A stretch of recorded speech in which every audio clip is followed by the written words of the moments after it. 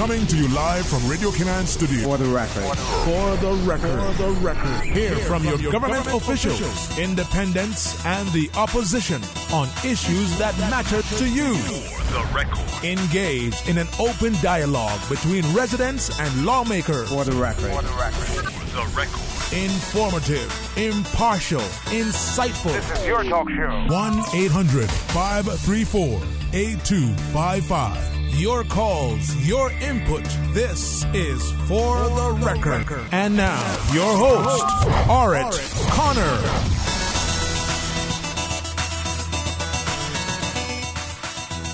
Good morning and welcome to For the Record. Today is Monday, the 27th day of August 2018. I want to thank you, our listening and viewing audience, for allowing Radio Cayman and by extension For the Record into your homes, into your vehicles as you traverse the busy roads of the Cayman Islands, into your places of work, whether it be an office cubicle or if you're working in the outdoors. For the Record is a show produced by the staff and management of Radio Cayman, and it is geared towards keeping you abreast of issues as they arise and play out on the local, regional, and international scene.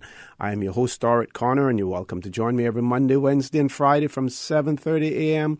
until 9:30 a.m. Our phone lines are always open. There is always someone there waiting to take your calls. Normally, that beautiful radio voice of Miss Susan Watson. You can call us on a toll-free number provided courtesy of Flo. That toll-free number is 1-800-534-8255. You can also call us on 949-8037 and 949-6990. If you don't like to talk on the telephone, you can email us at fortherecord. That is one word, fortherecord, at candw.ky. In addition to that, we have a WhatsApp number. That WhatsApp number is 925-3261, where we encourage you to send us a text message or leave us a voice note. If you leave a voice note, then the contents of that voice note will be played during the course of the show as well. And of course, now you can follow us on YouTube as well if you subscribe to Radio Cayman live stream. So there are no excuses whatsoever for you not to listen to Radio Cayman, not to listen to For the Record. No excuse for you not participating in the show. And we have a very interesting show this morning as well. Of course, I want to also say to those of you, all of you, I trust that you had an enjoyable weekend. We got a little bit of rain last night as well, well-needed rain. That helps to keep us cool. And as you know, worldwide, we have been experiencing hot temperatures during this summer as well, unusually hot temperatures during the summer as well. So I trust that everyone had an enjoyable evening and that you're raring to go. Of course, today is the beginning of the school term again here in the Cayman Islands and other jurisdictions as well. So all of you parents, youngsters as well, children of school age, all preparing to go. Some of you are probably on the road already. And of course, you know that you will be encountering additional traffic during the course of the school year. We get a reprieve from it during the summertime, but that is only for a short period of time, and then we're back to the grinding stone again. And of course, the Royal Cayman Islands Police Service has also issued safety or precautionary bulletins in relation to traffic and being careful on the roads, being on the lookout for buses loading and offloading students as well, and we will be talking a lot about that. We have the pleasure of having in the studio with us this morning Mr. Peter Carpenter, and Mr. Carpenter is the Chief Inspector as well as Director in the Office of Education Standards. We also expect to have other members from the Education Department with us this morning, but we don't want to delay this very important talk. So I'd like to first of all say good morning to Mr. Carpenter and welcome to For the Record, sir. Good morning, and thank you for the invitation, sir. Let's talk about the beginning of the school year, even though your forte is more in relation to schools inspectorate. But during the course of the summer, I'm sure many teachers would have taken vacation, but many continued to work during their vacation time in preparation for this time of the year as well. What can we expect? I think the beginning of the academic year is always an exciting time for everyone. It's a new opportunity and a new start. I remember as a primary school teacher myself, preparing my classroom over the summer holidays, getting everything ready for the children, new exercise books, new textbooks, a new classroom environment. It's a new start for all. And I know that many of the teachers in the public schools that I visited spend a lot of their holiday time preparing for the children to come back to school. Of course, the teachers begin before the children arrive with professional training. They undertake coursework and collaborative work to plan for the children. Mm-hmm. I think this is really important to make sure that the school year begins promptly and begins with the right tone and the right expectations of the young people. So it's an exciting time for all, and of course it's an exciting time for my team and our department too, because at the beginning of the academic year, after 2 or 3 weeks, once the children have settled into school, we commence the school inspections and start visiting the schools and supporting them in their work moving forward. Okay, let's talk a little bit more about your team and your remit. Sure. We're a small team, but our responsibility is to help support the improvement of all of the schools, the public schools and the private schools, of which there's around about 50 across the Cayman Islands. Mm-hmm, mm-hmm. So we, with the Minister's remit, we are now responsible for visiting those schools once every 2 years from this academic year starting in September. So our team will visit each school. We also visit all of the early years centres where the little children attend. And we spend 2 or 3 days in each school. The bigger the school, the bigger the team, yes. Obviously. Mm-hmm, mm-hmm. And we... much of our time is spent watching the teachers working with the children. We look at exam results.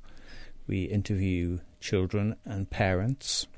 In private schools, we talk to school governors, the chair of the Parent Teachers Association and similar groups.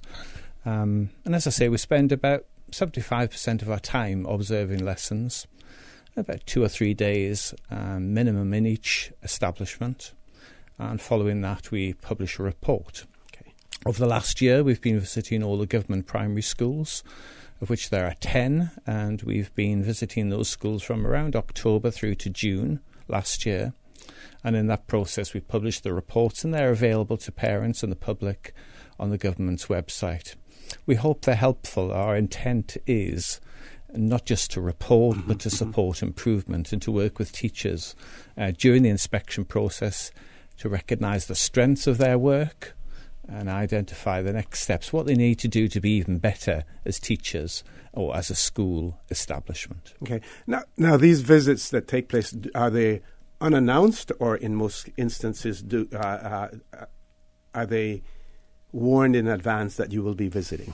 Yeah, we have to get that balance right. I've worked in inspectorates around the world, and where there's very, very short notification, you can find yourself arriving to a school where some of the children are away on a school visit or a residential trip. So you need to get a balance between too much notification when the school can, for example, just spend weeks and weeks preparing for an inspection and not focus on their ongoing work. So we give about 10 days notification of an inspection, so that's 2 working weeks. That gives the school time to prepare the documentation we need to make sure we do the work correctly and in a robust way. So they send us timetables, exam results, the teachers' plans, and other documentation that we need. And I think that balance is about right at the moment here on Cayman. 10 days is the current time of notification. But we'll review that moving forward. Some school leaders that we spoke to wanted a little bit more notification. Some parents wanted less. So we think that this is a good compromise in some ways. Yes. Yeah. Now, the report that you spoke about, does it follow the normal practice in terms of an audit report where you prepare a draft, you give the entity on whom you're reporting an opportunity to review that, to offer comments before a final report is published? Yes, so we the combination of that, at the end of our time in the school, we give verbal feedback to the principal and senior leaders of the school. And at that time, they have the opportunity to discuss with us some of the judgments that we make. Following that, we write the report, and that is sent back to the establishment for a factual check. Okay. So the judgments are not subject to review because we've based our evidence, our conclusions based on evidence that we've seen. But there's an opportunity for a factual check, yes. And then within a week of that time, the report is published on the Cayman Islands government website. And as far as so you end up doing the inspection, you get a report, follow-up procedures. What happens after that? That depends on the quality of the school and our findings. If we find that the performance of the school is weak, then clearly we can't walk away from that establishment. We need to revisit. So there are a couple of schools at present that are subject to what we call follow-through inspections. So we do the first inspection, and then we go back and we continue to return to the school until the required standards are met. Now, in terms of the standards and the rubric, if you like, by which we make the evaluations, this academic year is very important for our schools here on Cayman because we've published that framework, and it's out there as a sort of common reference point, an agreed point in terms of standards, and it's called Successful Schools and Achieving Students. And this document was published before the end of the academic year last year, and it sets out the standards by which we aspire here on Cayman in terms of public and private education. We want our schools to be excellent.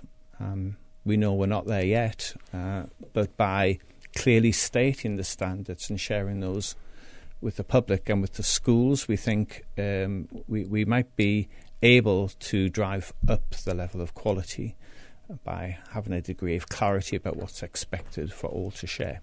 Okay, we're going to take a commercial break, folks. I want to remind you that you're listening to For the Record. I'm your host, Orrett Connor. In the studio with me this morning, we have Mr. Peter Carpenter, who is the Chief Inspector, as well as the Director of the Office of Education Standards. I think we colloquially know it as the School's Inspectorate. And we're having a discussion with him this morning, this beginning the first day of the school term here in the Cayman Islands. When we return from this commercial break, we want to hear more about this document, Successful Schools and Achieving Students, from Mr. Carpenter as well. So please stay tuned. For the Record, we'll be back shortly. The Cayman Islands boasts of a long, colorful, and rich history. In tribute to our roots, Radio Cayman, the voice of the Cayman Islands, is pleased to bring you the Historical Vignette Series, sponsored by Cayman National Bank. Visit Cayman National Bank today for all of your financial needs. The Cayman Islands, He hath founded it upon the seas. In August of 1838, Andrew Malcolm of the Michael Charity of London opened the first school in Bodentown, described by the people as a good and great man who not only taught their children, fought for blacks to be educated with whites, but attended to the sick and, in the absence of an ordained minister, preached twice on Sundays. When he left in the summer of 1840, 80 parents of his non-white pupils sent a letter to the Michael Charity pleading for his return, saying, "We, the black and brown people in or about Bodentown, beg leave to return our sincere thanks for your great kindness in sending amongst us our beloved teacher, Mr. Malcolm. We are sorry that he has a great many enemies, but they are not among our class. He is persecuted by a greater part of the whites, but without a cause." Information from this historical vignette was sourced from Founded Upon the Seas, A History of the Cayman Islands and Their People by Michael Creighton and the New History Committee. Radio Cayman's historical facts vignettes are proudly brought to you by Cayman National, with branches on all 3 Cayman Islands. Visit Cayman National Bank today for all of your financial needs. Why rush around paying bills when you can pay most of your bills online? Cayman National offers an extensive list of service providers. Visit CaymanNational.com and log on to our personal or business online banking systems. Not an online banking customer? Contact their customer support team on 949-8300 for more information. At Seaboard Marine, customers often ask us questions about their shipments. Can you explain what a less than container load is for shipment and what your minimum charge is? Sure. A less than container load, or LCL, is any overseas shipment that does not require the full space of a container. At Seaboard, we have great rates for small packages. Just let us know the dimensions of your package and we'll help you out from there. Shipping shore to shore, Seaboard. Did you hear that Vamp Motors has your sale going on now? And you get your choice on the money you'll save on your new car or truck? My sale? My choice? Really? Yeah! And they have lots of cars on sale. Some up to $7,000 off. Sounds pretty good. It gets even better. You can choose to take the full discount, or you can get some or all of it as cash back. Extra cash back would be great. Exactly! And you can even use the savings to extend your warranty or service plan so you'll drive worry-free for years longer. Another good idea. If you want to upgrade with something like a new roof rack or backup camera, you can choose that too. Wow, I get to choose? Yeah, that's why it's your sale, your choice. Going on now at Vant Motors on Walkers Road, while stocks last. Are you kidding me? What's wrong? I ran out of my meds and I have an interview in about an hour. Why not call CTMH Doctors Hospital Pharmacy? They'll be able to help. You think so? Absolutely. Their pharmacists are brilliant for fast, efficient and professional service. CTMH Doctors Hospital Pharmacy provides you with more than just prescriptions. We strive to make your health our concern. We recognize the complexities of pharmaceuticals and the need to personalize your care. That is why we offer personalized one-on-one counseling. Call us today or visit our website at CaymanPharmacy.com. Sometimes things just don't go as planned. That's why you need Contractors All-Risk Insurance from Fidelity Insurance Brokers. Ensure you're covered in the event of property damage and third-party injury or damage claims during your construction projects. And with Fidelity Insurance Brokers, you can be sure you are getting competitive pricing and superior customer service. Call us today for a free quote. Fidelity, we're good for you. System 1 loaded. 1-800-534-8255. What is on your mind when it comes to the government, independence, and the opposition? Issues that matter to you. 1-800-534-8255. Waiting to hear from you. For the Record, with your host, Orrett Connor. Good morning and welcome back to For the Record. I'm your host, Orrett Connor. In the studio with me this morning, we have Mr. Peter Carpenter, who's the Chief Inspector and Director of the Office of Education Standards here in the Cayman Islands. I know this morning that many parents are on the roads taking their children to school. We want to invite you to call in if you have any comments. Of course, we want you to also ensure that you're obeying the traffic laws of the Cayman Islands. That means that you should have a hands-free phone. But we'd like to hear from you as well. Today being the first day of school, what are your expectations education officials? What do you expect from your school principals? What do you expect from your child who's a student at a school as well?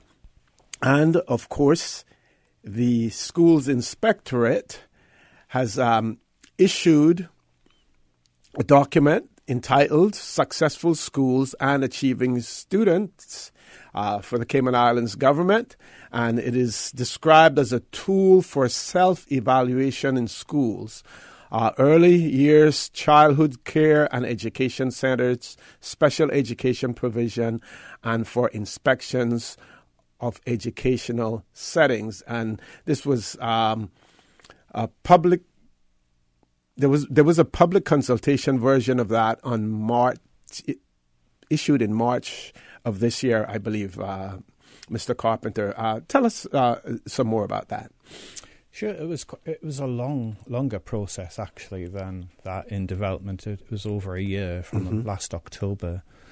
What we wanted to do was to set aspirational standards for education here in Cayman, and we wanted to look at best international practice to do so. So not just looking to the UK, but looking to best schools around the world, both public and private, looking at their characteristics of success and building that into this framework so that we make sure every child in Cayman has the opportunity to benefit from the very best education. We know we're not there yet, but this framework, we hope, will provide direction to schools. So it started back in October in developing the framework as a first draft, and we worked in collaboration with colleagues in the Ministry of Education. And also there's a group of principals working here on Cayman belonging to the Private Schools Association. And those colleagues at a senior level, as well as senior colleagues in the Department of Education here, contributed to the development of that framework. It went out to the schools, to the teachers, and to through the principals to the parents and the Parents Teachers Association. We received comments from them, it was adapted, and then we went out to the public consultation, the district meetings that were held, I think you're right, about March, April time. And on the basis of that, the final draft was developed. It was published just before the end of the school term. Our objective being that it would be in the hands of school leaders ready to begin their work over the summer holidays, because like teachers, they also work over that period of time, preparing for the next academic year. So that was the process of development. But I think the really important thing we would want to emphasize about this is what you read just a moment ago. So you said this is a tool for self-evaluation. Right. If inspections are to be effective, it has to be a collaborative process between the school and ourselves as inspectors. We want the schools to develop the tools of self-criticism, of self-awareness, by which they, not just when inspectors come, but on an ongoing basis, are reviewing their work and improving it day by day, week by week, and year on year. And our visit is an affirmation, or otherwise, of the findings of the school themselves. So this tool is intended not just to be something that inspectors will pull out of their bag when they arrive. It's to be in the school, and it's to be used by teachers, middle leaders in the school, like heads of department, and the principal and senior staff, to be in an ongoing way checking their own work, so that we build the capacity of our schools moving forward for ongoing improvement. Okay. And I'm going to just list for the benefit of our listening and viewing audience the 7 standards that are in this document. And standard number 1, helping our students to achieve in key areas of their learning. Standard number 2, promoting our students' personal and social development. Standard number 3, ensuring effective teaching to support our students' learning. Standard number 4, offering a curriculum that meets the educational needs of all of our students. Standard number 5, keeping our students safe and always supported. Standard number 6, leading and managing our schools and developing our links with the community we serve. And standard number 7, an overall performance. How good is our school?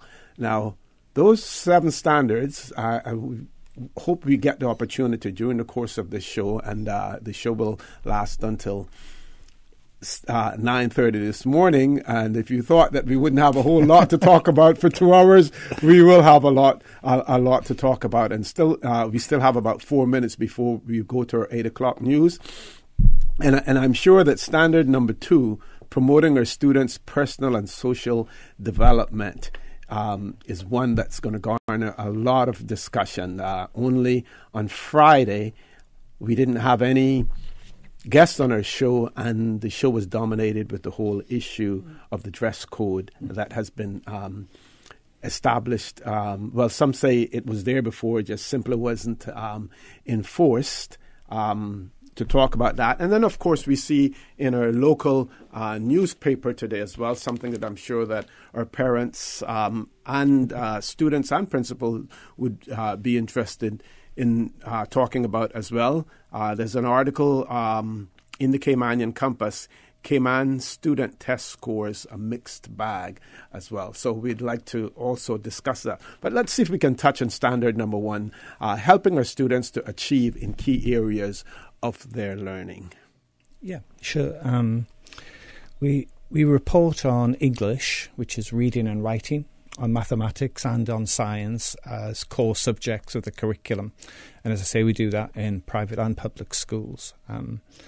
But in the secondary context, where students cover a wide range of examination subjects, we'd also report on the students' success or otherwise in the examinations that they take across the breadth of subjects. But if anyone looked at our reports, you would see that we comment in detail about the students' relative skills in English, maths and science. We look at how well they are performing compared to students following a similar curriculum in the UK, and how well they achieve compared to students around the world. So international standards as a reference point. These are core subjects. If the students don't have the skills they need, certainly by the end of primary, in these core areas of the curriculum, then clearly they're going to be struggling to access the curriculum and have any exam success moving forward. So it's critical in our responsibility to make sure we look closely at the standards in these key areas. And that's what we've done over the last academic year in the reports.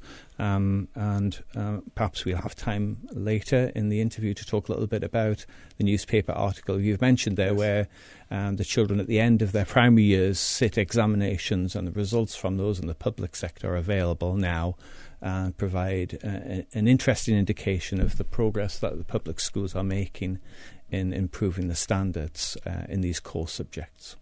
Okay, so we have lots to talk about here on For the Record this morning with Mr. Peter Carpenter, the Chief Inspector and Director of the Office of Education Standards here in the Cayman Islands. We're going to our 8 o'clock news at this point in time. When we return, the conversation will continue with Mr. Carpenter, and we're also hoping to link up with an educator in the sister islands as well, in Cayman Brac, during the course of the show. So don't change that dial. Listen to the news that is also very important here on Radio Cayman. You get really, really complete news on Radio Cayman.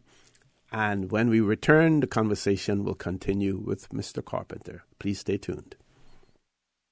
Thank you, Mr. Connor. And studio time by Price Right is 7:59. Price Right is Grand Cayman's warehouse shopping superstore, making your dollar go further with huge savings and no membership fees. Get more of the things you use every day at the right price. But it's not just grocery and health and beauty. Price Right has a full range of products from office to automotive, patio furnishings to kitchen appliances, and even electronics. And since warehouse prices mean savings for you, everything is priced right at Price Right, Grand Cayman's warehouse shopping superstore.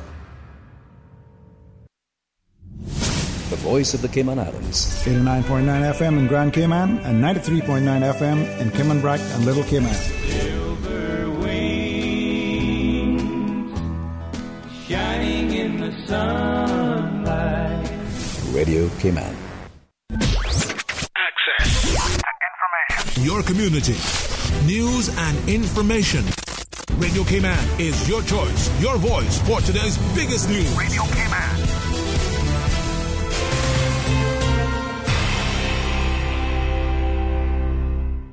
With your latest news, I'm Carsley Fuller. Speaker of the House, the Honorable Makiva Bush, says over the years there's been a mixed call for vocational training where some have advocated for a new physical building while others have asked for more TVET programs in already existing structures. He tells Radio Cayman's Mario Gray what route he would take to develop skilled trade education. What I did say and what I do support, because that's what we could get, were the many programs that exist. Speaker of the House, the Honorable Makiva Bush, says he would love to see more apprenticeship programs in government schools to provide students with real-world skills. Mr. Bush says he understands the TVET debate has been long-standing and clarifies his stance on the debate. I don't think we need another building. That's what they're saying. I think that I have to agree with them. As I say, this debate has been going on. Mr. Bush says there are several government buildings which aren't being used come evening time. Buildings, he says, could be used to conduct vocational training. Primary schools lay empty at nights.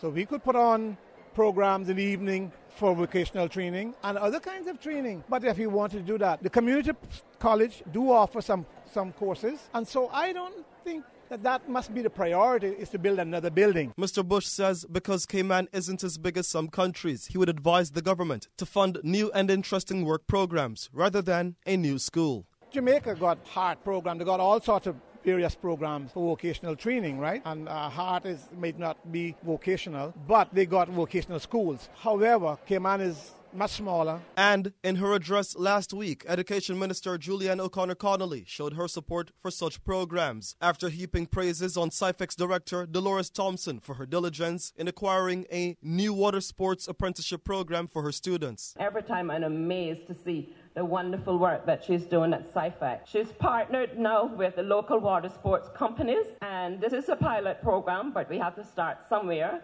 It's going to give an opportunity for 10 students to work in the private sector in the sports operations here in the Cayman Islands to obtain certification. The students will obtain those new qualifications along with official diving certifications. CIFEC also has a nurses assistance program where students do not become registered nurses immediately but work alongside nurses in the field.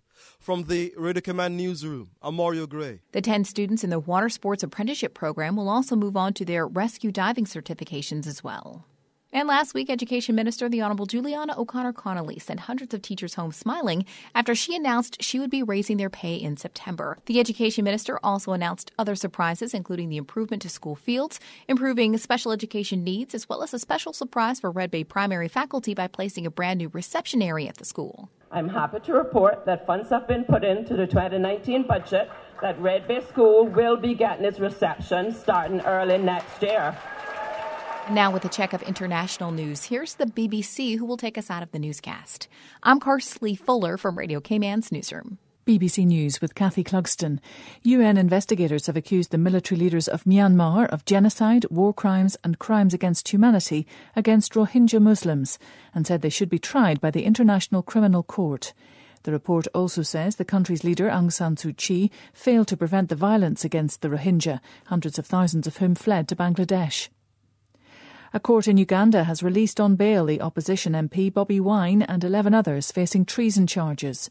They were arrested after stones were allegedly thrown at President Yoweri Museveni's convoy. Bobi Wine was on crutches. He's said to have been badly beaten while in custody.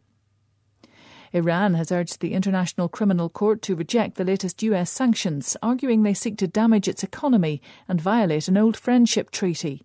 Washington is expected to reject this and say the treaty became invalid after the Iranian Revolution. Afghanistan says there's been an air raid by Russia or Tajikistan on a district close to the Tajik border. Tajik border guards and drug smugglers are said to have clashed in the area on Sunday. Russia says its planes weren't involved. President Macron has said Europe cannot depend for its defence on the US alone and that France would be putting forward plans for a stronger EU defence role. There's been concern about President Trump's commitment to NATO.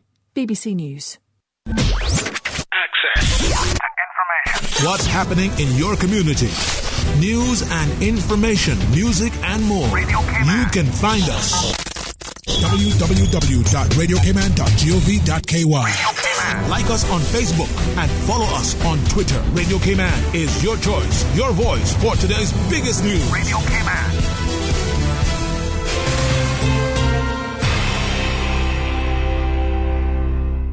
At Kirk's Home Center, we can make your life much better. We got it all together.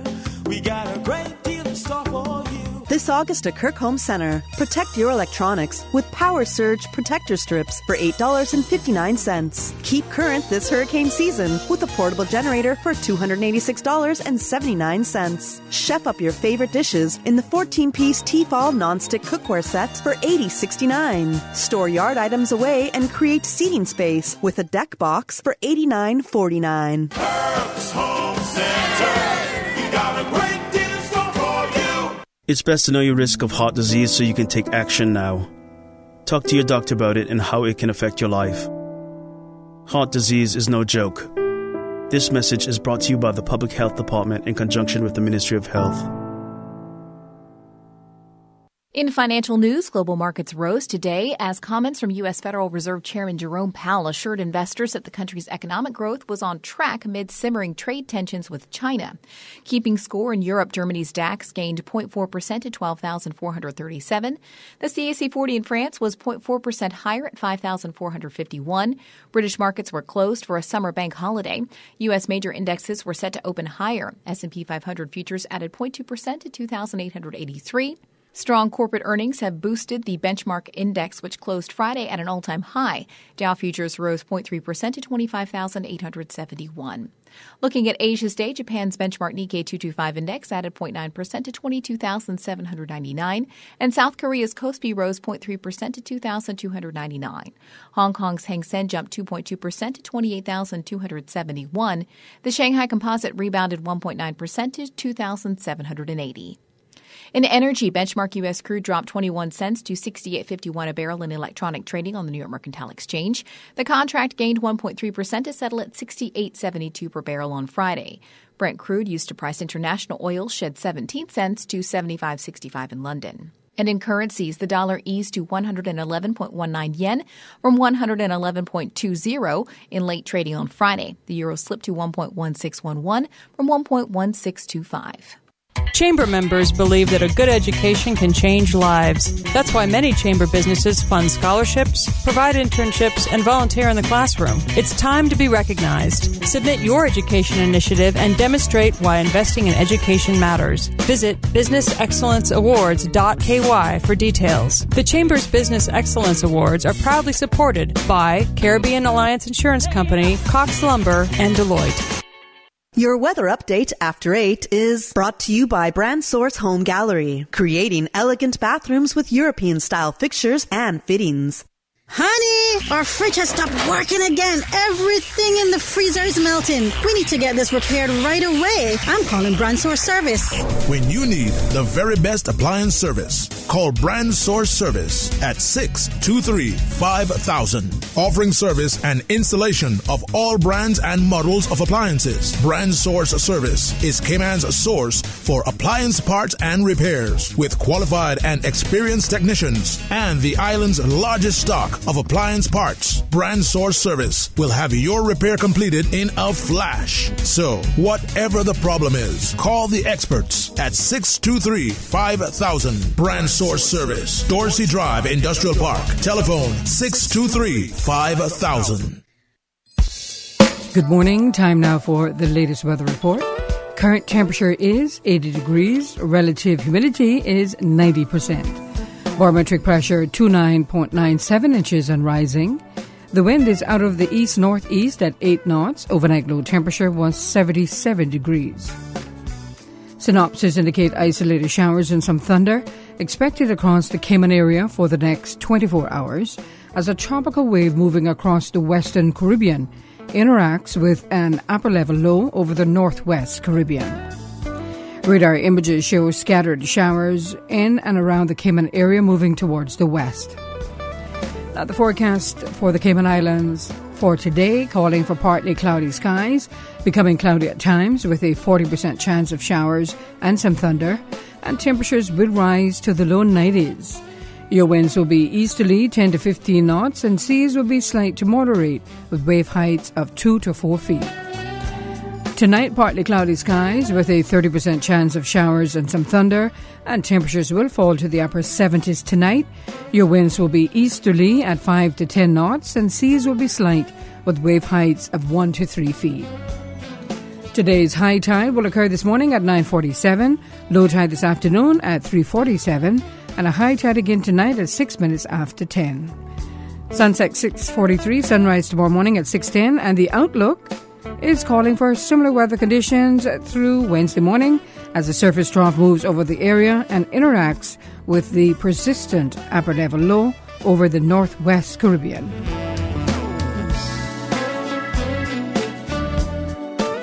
Your weather update after 8 is brought to you by Brand Source Home Gallery, creating elegant bathrooms with European-style fixtures and fittings.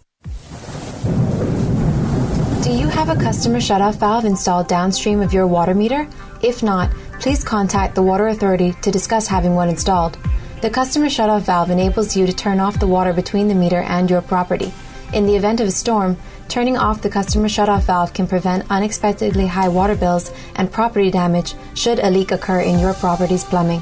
This hurricane preparedness tip is brought to you by Water Authority Cayman, suppliers of the world's most popular drink. Training season is here for the upcoming Cayman Islands Triathlon. The first of 3 build-up sessions is Sunday at 6:45 at Public Beach. The first race is a quarter of the actual race day distance with a 200-meter swim, 3-mile bike ride, and 1-mile run for the sprint category. You can also opt to do an Olympic version with a 400-meter swim, 6-mile bike, and 1.5-mile run. The action then continues on September 23rd with a half-distance event. The sprint is 400 meters swim, 6-mile bike, and 1.5-mile run, while the Olympic version will see athletes compete in an 800-meter swim, 12-mile bike, and 3-mile run. The final build-up is on Sunday, October 14th, which will feature a 600-meter swim, 9-mile bike, and 2.5-mile run for the sprint class, and a 1,200-meter swim, 18.5-mile bike, and 4.5-mile run for the Olympians. The Cayman Islands Triathlon Association is hosting this series to help train athletes and prepare for race day, which is November 4th. Find out more at triathlon.ky. And in international sports, Jordan Clarkson will report back for duty to the Cleveland Cavaliers without a medal from the Asian Games. Clarkson got special permission from the NBA to join the Philippines basketball team for the Asian Games, which attracts more than 11,000 athletes in 40 sports. But the Philippines didn't get the results it was hoping for. The Cavs guard led the Philippines with 25 points in the 91-82 loss Monday to the defending champion South Korea. U.S.-born forward Ricardo Ratcliffe had 30 points and 14 rebounds for South Korea, which will meet Japan in the semifinals. Initiating system. For information that matters, For the Record with Orrett Connor continues right now on Radio Cayman. Good morning, and welcome back to For the Record. We are having a very important discussion and timely discussion this morning on For the Record. That discussion has taken place with Mr. Peter Carpenter, who is the Chief Inspector, as well as the Director of the Office of Education Standards, also known as the Schools Inspectorate here in the Cayman Islands. And, of course, Radio Cayman does have a huge listening audience here in the Cayman Islands and as well as abroad. And one of our listeners has written in and said, "Good morning.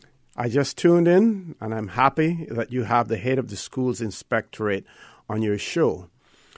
My children attended private school for some of their schooling, and I now have grandchildren in 2 private schools. The reports of public schools are always in the media, and rarely do we hear about private schools. We know that all is not well in these schools. which, by the way, receive significant grants from the public purse. My question to the director is your office monitoring / assessing the private schools in the same manner as you do to the public ones? Mr. Carpenter. Great. Yes. The answer to the question is that historically all schools have been inspected here on Cayman Islands. But about 5 years ago, the number of inspections in the private sector reduced. I wasn't here, so I'm not sure of the exact reasons for that. Mm-hmm. But when I arrived about a year ago, we recognised that some of the private schools indeed had not been inspected for, in some cases, up to 10 years, which is completely inappropriate. So what the Minister has done with the support from Education Council and the government and Parliament, they've agreed to additional funding to the Office of Education Standards, to the Inspectorate, so that we introduce a cycle of inspections, which means that every school, as I said, would be visited at least once in the next 2 years, starting from this September. So this lady that has written in, her children's school will be visited within the next 2 years. I'd also point out that where parents have a concern about a private school, mm-hmm. then if they don't have that concern resolved satisfactorily by the school or governors of the school, then they can write to the Ministry of Education, and that information is passed on to us. And that can trigger an earlier inspection. If there's a number of concerns from the public over a school, public or private, then that can lead to our adaptation of the schedule of inspections to make sure we visit a school where there's a particular area of concern. So, in essence, we'll be there. We'll be visiting that school within the next 2 year period of time, and the report will be made public, just as the public school reports have been made available in the last year. Okay. And you, Mr. Carpenter, you spoke about a period of time when you weren't here, so you don't have the details. Let's talk about now. Is your entity sufficiently staffed to address the challenges and to fulfill the remit that you have? Yes, I believe we are. We've benefited recently from a great level of support from Education Council, led by Mr. Scott and other colleagues. And that work with the Minister has, as I've mentioned, allowed additional finance to be released. So the initial plan and the education law requires inspections once every 4 years.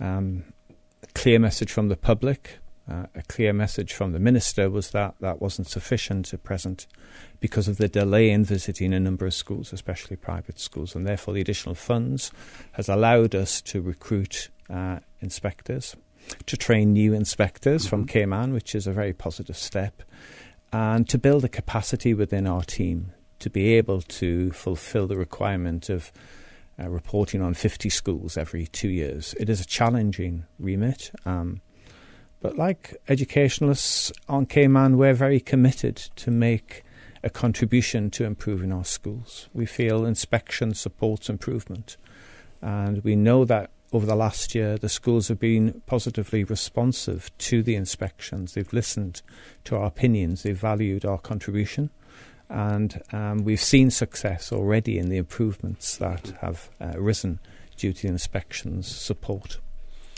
Okay, let's return now to the the document Successful Schools and Achieving Students, and go to standard number 2, promoting our students' personal and social development.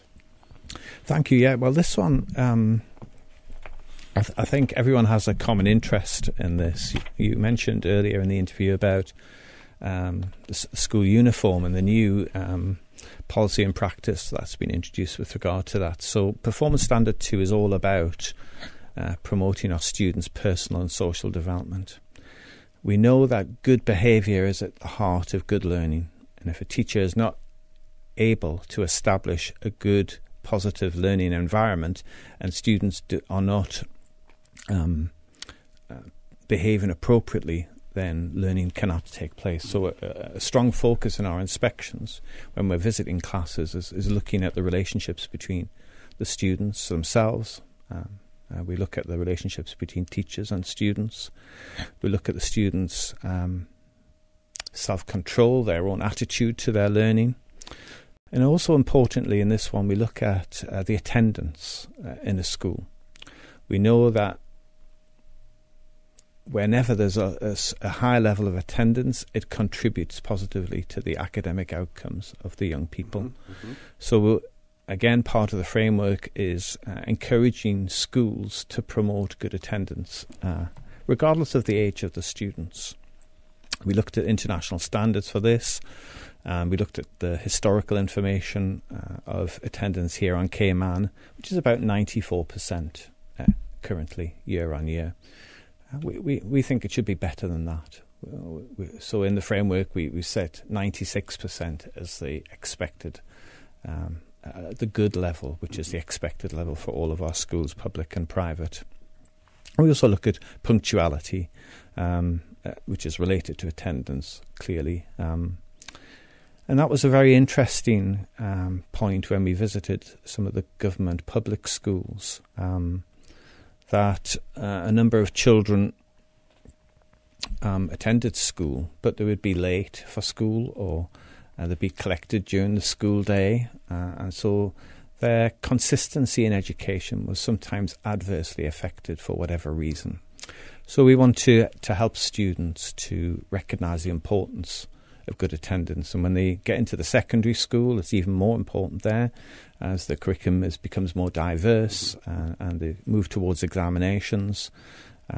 Their revision classes, things like this are really important, and the school has a responsibility to set the tone and their expectations about the standards they want of their students, not just in terms of behaviour, but their code of conduct, their uniform, attendance and punctuality. Okay. Standard number 3, ensuring effective teaching to support our students' learning. And I'd like you to also, in discussing this, talk about sometimes the cultural differences that we see. We hear some parents talk about, well, maybe we should recruit from the Caribbean area because our students will understand how Caribbean teachers speak, and vice versa. Caribbean teachers will understand how Caymanian students speak. I'd like you to comment on that, as well as the recent announcement by the Minister for Education about the increases in salary for teachers. My comments on Friday in that regard was, yes, we want to look at increasing the salaries for teachers, but we believe that many teachers go into the teaching profession not because of the monetary gains, but because, of the great feeling that they get in terms of expanding the educational opportunities and learning for students as well. So, standard number 3. Okay. If I could touch on that last point first, if I may. Sure. This announcement by the Minister, I think, is really important. The teaching profession is fundamental to the success of the community, and but with recognition in the salary increase comes responsibility and accountability. And I think the ministerial policy is very clever because as well as giving recognition to the commitment and dedication and skill of teachers here on Cayman, of which there are many talented teachers. I've observed them. I know there are many good teachers here. But with that comes this core responsibility we all share, by which we need to improve the academic outcomes of our young people. At the moment, we're nowhere near international standards. And if we're going to get that success, clearly we have to have the commitment and dedication and professional expertise of teachers and school leaders to move us forward.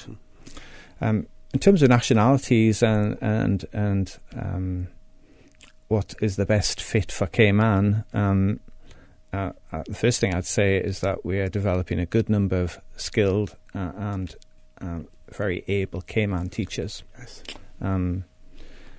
We visited, it must have been over 300 classes in the public schools over the last academic year. So I've been privileged to be able to see, I think, almost every primary teacher, specialist, homeroom teacher over the last year, all nationalities. Wow. So I think we have a good picture of that. And I would say, I think nationality is important, but being a good teacher is the most fundamental aspect. People's nationality, their home background, their international awareness is really important, that those characteristics are brought into the classrooms of Cayman. And I wouldn't say that one nationality brings a particular strength or otherwise. Individuals bring strength and their own personal experience. But the challenge we face is that sometimes if a teacher has been here a long time and hasn't benefited from professional development or training, then their style of teaching is not suitable to the pace of progress that's required here. And those teachers have to be supported. But if they're not suitable for work, then unfortunately at times we have to take the hard step of looking for alternatives. And I'm glad to say I've seen that happening in some schools, where there's a clear expectation where teachers are observed formally by the principal and informally on a regular basis. Their work is assessed, they're given feedback, they're evaluated.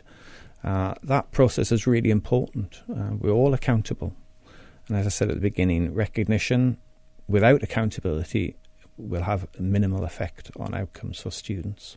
So I think the initiatives are aligned to this framework that have been announced recently. Okay, thank you very much for that. I think our listening and viewing audience will certainly appreciate your honesty in that regard. Not saying that you're not honest in all other aspects of what you're saying, but that particular one I know really strikes at the heart of the concerns of many parents here in the Cayman Islands as well. Let's go to standard number 4, offering a curriculum that meets the educational needs of all of our children, or all of our students, sorry. Yeah. In Cayman, with the private schools, of course, we have a breadth of curriculum on offer. We have the International Baccalaureate curriculum, we have American curriculum, of which there's different states. We have the English national curriculum and our own Cayman curriculum. So there's a breadth of different types of curriculum. And our job isn't to assess which one is best, because there's strengths in all of them. What we have to do is look at how the school is delivering that curriculum and assess whether it's meeting the needs of the children that they're looking after. So the key thing we look at, we talk about the breadth and balance of the curriculum, which I guess are technical terms. But in terms of the breadth, we're saying, is the school offering the range of subjects that we'd be expecting for the different age of child? So are they offering a modern foreign language as part of the national curriculum here in the public schools? So Spanish or French, perhaps.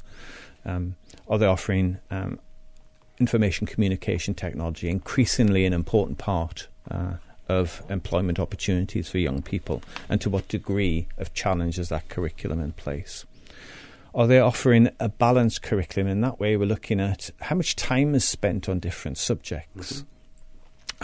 Clearly, English, mathematics and science has been central to the core delivery of the curriculum. We look at the balance of time allocated to those subjects.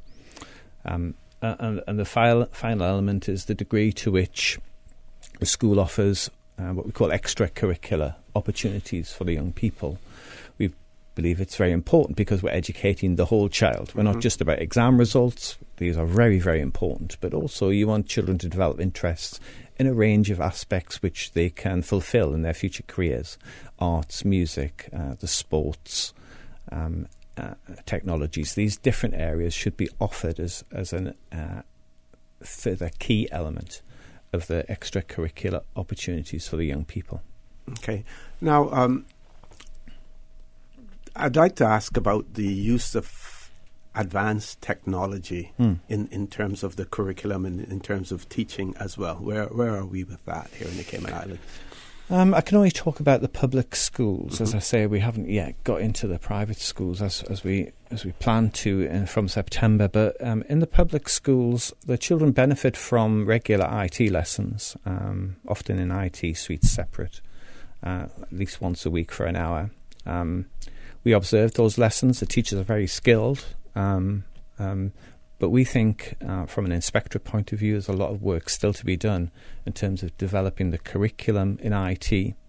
First of all, to meet international standards. I've worked in different countries. I've had the privilege to see IT taught around the world in different contexts, and I don't think we're aligned yet with the core curriculum for IT, which means we're behind. And if that's the case, once you're behind, it's very difficult to catch up, and the pace changes very rapidly.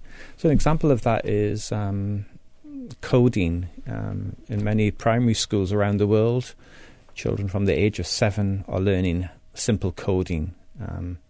My experience of schools here is that we're not there yet. We're not doing that. So IT, I think you're right to identify that. But another element of it, in good practice, IT is built into the day-to-day learning, not just that 1 hour where we go out to the computer suite and the specialist teacher teaches us. It should be part of the day-to-day learning, whether it be word processing, database work, coding, as I've said, research using the internet to support our learning. All elements of IT need to be embedded into the curriculum from the primary years. And again, at the moment, we're not quite there as yet. Okay, we're going to take another commercial break. The discussion will continue with Mr. Peter Carpenter, the Chief Inspector and Director of the Office of Education Standards. We're discussing the document Successful Schools and Achieving Students. 7 standards that are listed in that document. We still have 3 more standards to talk about: keeping our children, our students safe and always supported, leading and managing our schools and developing our links with the community we serve, and the big question, how good is our school? Please stay tuned. The conversation will continue after this short commercial break. At Seaboard Marine, customers often ask us questions about their shipments. Hi, I'm thinking of buying a car from the States. Which port do you ship out of? Hi, we ship out of Miami, Houston, and Brooklyn. Just let us know your port of choice and we can provide you with a quotation and answer any questions you may have on ensuring and protecting your vehicle during its journey. Shipping shore to shore, Seaboard. A pharmacy is where you go for medicine and for the pharmacist's advice on how to take them. Here at CTMH Doctors Hospital Pharmacy, our pharmacists are trusted health professionals whose job is to help people receive the best results out of their medicine. They know exactly what's in your prescriptions and will be happy to answer any of your questions. You can be sure that our pharmacists will see that your medicine is at the right strength, in the right dose, and will check that you yourself know how to take them or use them properly. Come in today for a consultation with our pharmacist at CTMH Doctors Hospital Pharmacy, where we care about your health. System 1 loaded. 1-800-534-8255. What is on your mind when it comes to the government, independence, and the opposition? Issues that matter to you. 1-800-534-8255. Waiting to hear from you. For the Record, with your host, Orrett Connor. Good morning and welcome back to For the Record. In the studio with me this morning, Mr. Peter Carpenter, the Chief Inspector, Director of the Office of Education Standards, also known as the School Inspectorate here in the Cayman Islands. A very timely discussion, with today being the first day of school for this term as well.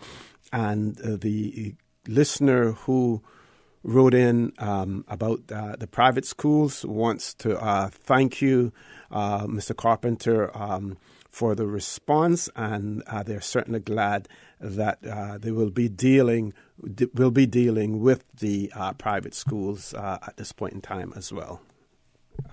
Just your mic, yeah. Sorry.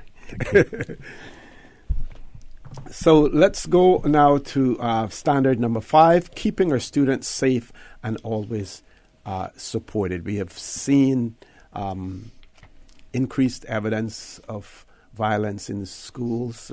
We have heard of the existence of gangs in the school as well. And with this one, I want you to also talk about the responsibilities of parents, because here your document talks about what we want to do to have successful schools and achieving students, but it appears to be more geared towards the establishment as opposed to parents' responsibilities as well. And I want you to touch on that at some point in time. Sure. Well, I mean, there's an overt and direct reference to the school's partnership with parents in the next one that we'll come to.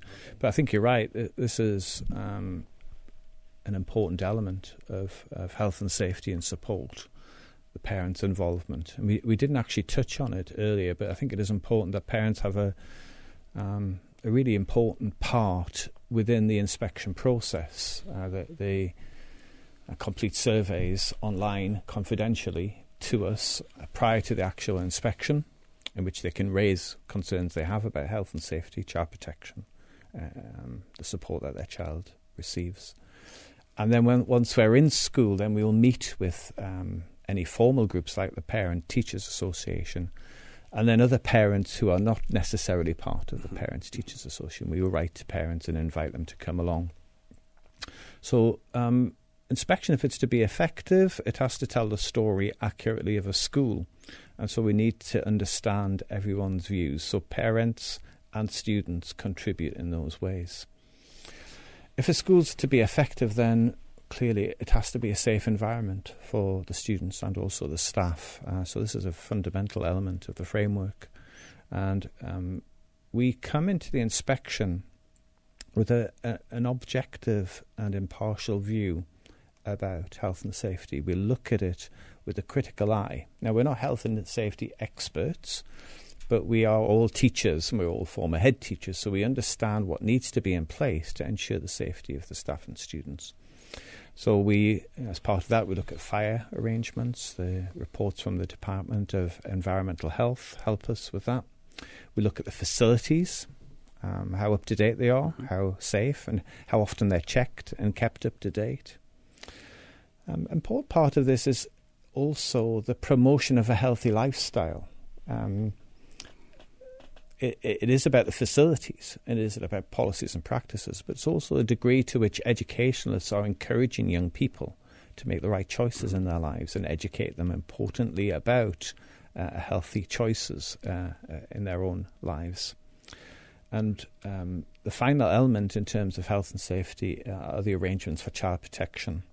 Unfortunately, from time to time, we have vulnerable children who are at risk in our schools, and we look, obviously confidentially, at the information that the school provides to check how robust the processes are to help keep those children safe. So that's about the training of staff, about the effective links that the school should have with other agencies such as the social services teams and other practitioners who support the students.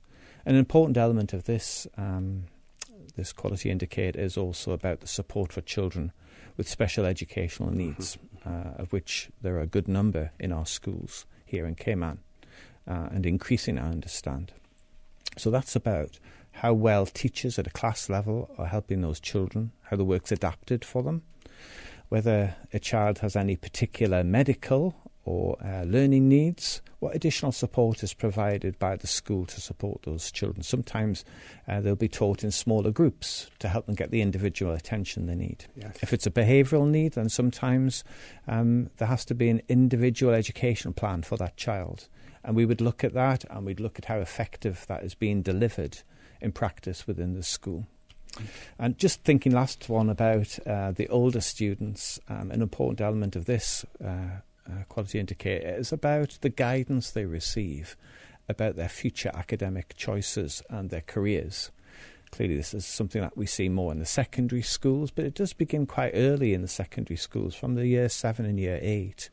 And at that time we're helping the young people recognise their strengths, look at their ambitions for their future lives, and the school should be providing a clear pathway, including work experience, including the subject choices they need in order to reach their ambitions and their future career path, whether it be another university degree or another route of education, or whether it's straight into employability. That those elements are really important in the secondary context. Now, we see more and more students in the Cayman Islands going off to tertiary education, either, I shouldn't say going off, either choosing to do it here locally or to go overseas to do it. The guidance counseling that is offered in the school, is it geared towards, because I was talking to a legislator just a few days ago, and he was telling me about a student who wanted to go off to university but didn't realize all of the steps that needed to be taken in terms of making the application and the preparation for that. Does the guidance counseling in schools extend to that area as well? Yes, it does. And for some students, it's very, very successful. But if there's examples, as you've indicated, where it isn't the case, then clearly that's a tremendous disappointment for that student. And our department, we believe it's really important that career choices and pathways are discussed at the earliest and most appropriate opportunity. And I know that some of our schools start, as I say, when the children just early in the secondary years, in year 7 and year 8, when they're about 11 to 13 years old. It's early, it's given an indication of possible routes. But by the time they get to the end of their year 11 exams, the public exams, often because of their choice of subjects, opportunities and routes can be limited.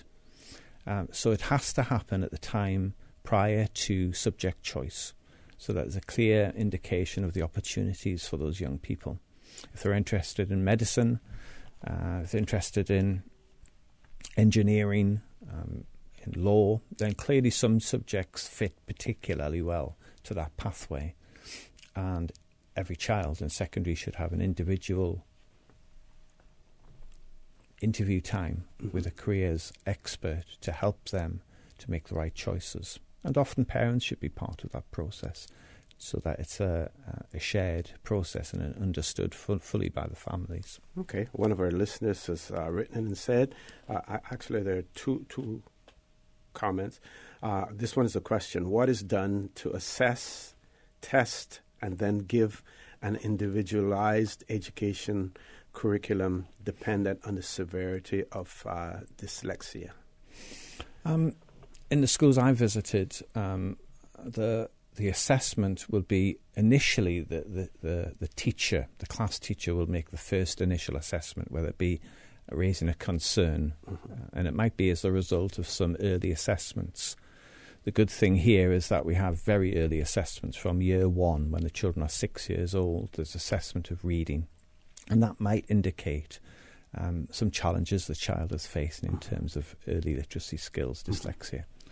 That being the case, the class teacher would ordinarily pass that information to the special needs coordinator in every school there is such, and that individual will also undertake another specialist assessments related to dyslexia.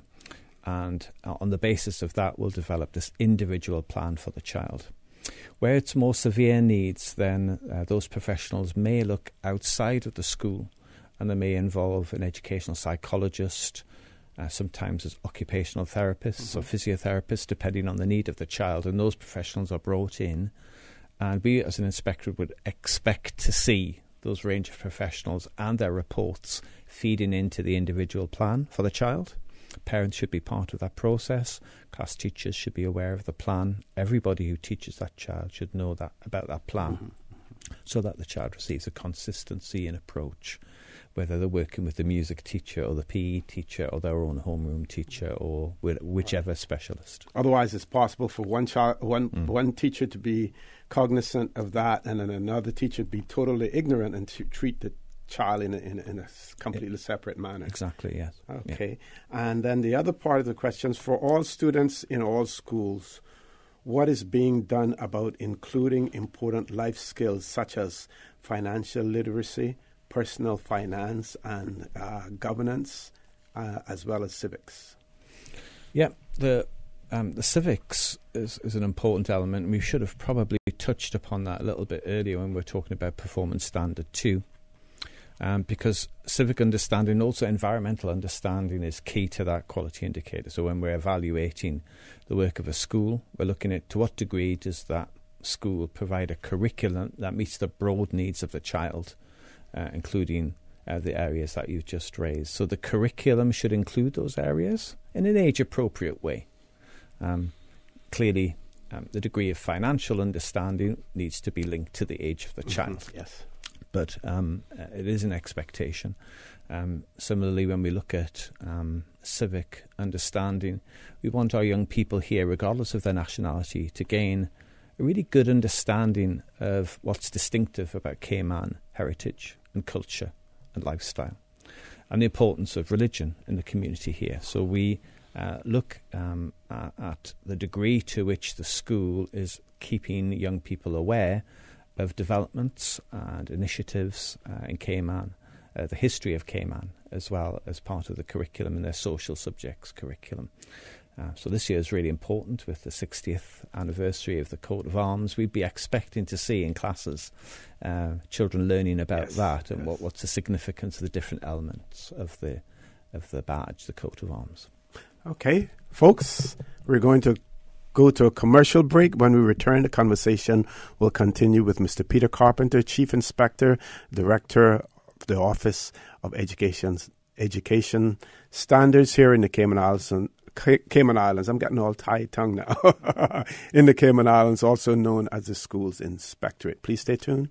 For the record, we'll be back shortly. Are you feeling sick but don't feel ill enough to go to the doctor? Ask your pharmacist for advice. Here at West Bay Pharmacy, our pharmacists have been trained to offer helpful, easy-to-understand advice on the treatment of everyday minor ailments for yourself and all the family. Anything from headaches, cough, and sore throat to cold sores, our pharmacists will know when medical help is needed and will not hesitate to refer you to your doctor if your symptoms demand it. Like doctors, our pharmacists have a professional code, which means all personal information you give them will be treated in the strictest confidence. Visit us today at West Bay Pharmacy, where we care about your health. Not all insurance is created equal, but who has the time to shop around? Take the guesswork out of your insurance coverage with Fidelity Insurance Brokers. Let us match you with the best coverage to suit your needs at a price to suit your wallet. Plus, get superior customer service from dedicated claims professionals to ensure speedy claims processing. Get your insurance through Fidelity Insurance Brokers. Call us today at 949-7822 for a free quote. Fidelity, we're good for you. Did you hear that Vant Motors has your sale going on now? And you get your choice on the money you'll save on your new car or truck? My sale? My choice? Really? Yeah! And they have lots of cars on sale. Some up to $7,000 off. Sounds pretty good. It gets even better. You can choose to take the full discount or you can get some or all of it as cash back. Extra cash back would be great. Exactly. And you can even use the savings to extend your warranty or service plan so you'll drive worry-free for years longer. Another good idea. If you want to upgrade with something like a new roof rack or backup camera, you can choose that too. Wow, I get to choose? Yeah, that's why it's your sale, your choice. Going on now at Vant Motors on Walkers Road, while stocks last. Initiating system. For information that matter, For the Record with Orrett Connor continues right now on Radio Cayman. Good morning and welcome back to For the Record. We're discussing education here in the Cayman Islands. That discussion is taking place with Mr. Peter Carpenter, the Chief Inspector, as well as the Director of the Office of Educational Standards here in the Cayman Islands. We get varying reports about the standards of education here in the Cayman Islands, either about the curriculum, about the infrastructure that we have as far as education is concerned. Most recently, discussions about dress code and the enforcement of that dress code, and also a recent announcement for an increase in pay for teachers as well. So we're touching on all of those subjects. We're now discussing the document Successful Schools and Achieving Students and the 7 standards that have been established in that document. We're still on standard number 5, and before we go on to 6 and 7, I'll remind you that standard number 5 has to do with keeping our students safe and always supported. And I'm going to add an element to that, a question in relation to what do we do about keeping our teachers safe as well, because we have heard instances of teachers being physically, verbally attacked by parents as well as by students. Well, clearly that's completely unacceptable, and the framework says it's the arrangements to ensure health, safety and security in all parts of the school. So it's applicable in all contexts. Mm-hmm. And we would be expecting schools to have good arrangements to make sure that when anyone visits the school site, they don't just walk onto the premises and have access to a classroom or an individual teacher or even other children. Because I've seen that at times where there's been a disagreement between students and parents try to resolve that themselves, which in our view, again, it has to go through the school. The school leaders are the ones who can manage that most effectively in our view. So health and safety isn't just about students, it is about all staff and the school community in the widest sense. We also look at school transport. I didn't mention that previously. We look at the arrangements for school meals and the school canteen, where there's certification demonstrating appropriate standards from the Environmental Health Department, and also fire arrangements clearly applicable to everybody, not just the students. So how regularly are the school undertaking fire drills themselves, as their clear exit plans indicated? Does the fire department come to the school with sufficient regularity to check the processes, to check the equipment that's in the school? So it's applicable in the full realm of staffing, both to students and also to the teachers and the non-teaching staff as well. Okay, let's go on to standard number 6, leading and managing our schools and developing our links with the community that we serve. There's 4 different elements to this, Mr. Connor. We talk about the leadership of the school, which is clearly central to its success. We also look at the plans for improvement that the school has. That's self-evaluation and improvement planning, we call it. That's the title. The third theme is links with parents and the community. And the final theme is staffing, resources and the learning environment, the physical environment that we've touched on. So just very briefly say a little bit about each of them, if I may. The leadership, we're looking at the competence of and the professional capacity of the people who are leading the school, not just the principal, because often there'll be a vice principal or deputy head and a senior leadership team. And we look at the job descriptions, remits of those colleagues to make sure that they're sufficiently comprehensive, that all areas of the work of the school are covered. We look at the success of those leaders in helping that school improve over time. So every school in Cayman has had a previous inspection report, some more recent than others. And a key part of leadership is what has the leadership team done about the last time they were inspected. Is it getting better? Are the exam results improving? Is the quality of teaching getting better? These fundamental questions reflect the effectiveness of the school leaders. And part of this in the private school context is also the governance of the school, because in private schools there'd often be a board of trustees or owners who oversee the leadership and management of the school, and we look at their work and look at how effective they have been in supporting improvement. The second element, self-evaluation and improvement planning. In essence, we look at how well the school knows itself. They submit information to us before we arrive, and they make judgments about their own work using this framework. That's why I mentioned at the beginning that it's intended to be a collaborative process. So if they say that their health and safety arrangements are excellent, we use a 4-point scale, by the way, excellent, good, satisfactory and weak. If they say health and safety is excellent and we find it's at the opposite side of the scale, then clearly this isn't a school that knows itself very well, right? And are not making judgments based on the framework or on reliable information or evidence.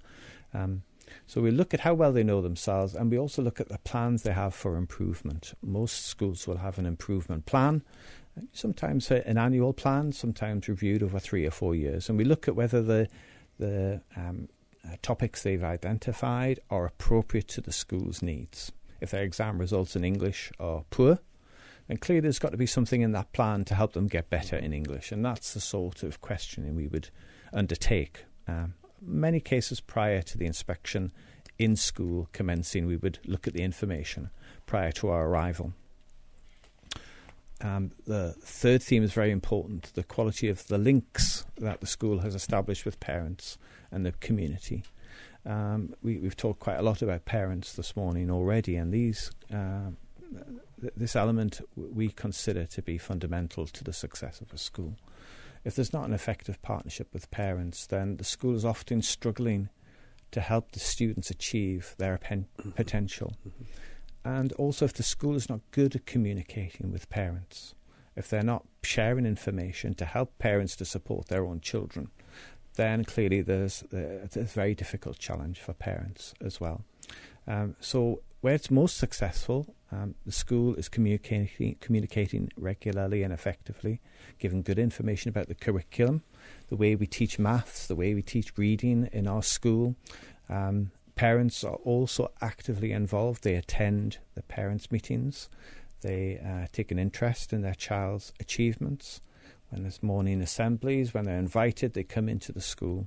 And also they contribute through different activities, whether it be as visitors, speaking to the children about their careers, whether it be supporting reading on a regular basis in the school, or even sometimes as a governor of a school or as a member of the PTA. Parents can help in a whole range of ways. And where that partnership is effective, the school benefits, and more importantly, the students benefit. I think this is a real challenge for us in Cayman. As I mentioned, we did a survey at the beginning of the last round of inspections just over the last year in the primary schools, where often the level of partnerships with parents is higher than perhaps than in the secondary school, and compared to international levels of engagement, we saw quite a low level of parental involvement here in Cayman. Now that might be just our questionnaire, might be the level of response we were able to ascertain from the inspection process. I don't know. But the general view, speaking to people in education here, is that we think the scope for greater levels of parental engagement, both from the school side, schools need to be more creative, innovative in the way in which they engage parents, and more parents need to be helping their children, taking an interest in their homework, taking an interest in their academic achievement, coming along to school events. We think it's very important. So this quality indicator we think is quite central. And also we haven't talked about links with the community, but this again is central. The school serves the community, and where it has the links with old people's homes, the sports facilities, other partner schools, we think that it gives a greater level of curriculum opportunities for the students. Okay. Now, you did mention parents helping their children with their homework. Many parents will find that challenging, especially in the day of new math. Those who have grown up with the old school math find it challenging. As a matter of fact, many of them find their children teaching them as opposed to them being able to assist their children during homework. How do we address that challenge? I think the best schools I've seen here in Cayman will do sessions for parents to explain exactly what you've just described. Because you're right, some things are taught differently, And actually, they're taught better than when I was a student. That's the truth. Yes. So we have to understand that and be willing to listen to the school and value the professional expertise of the teachers.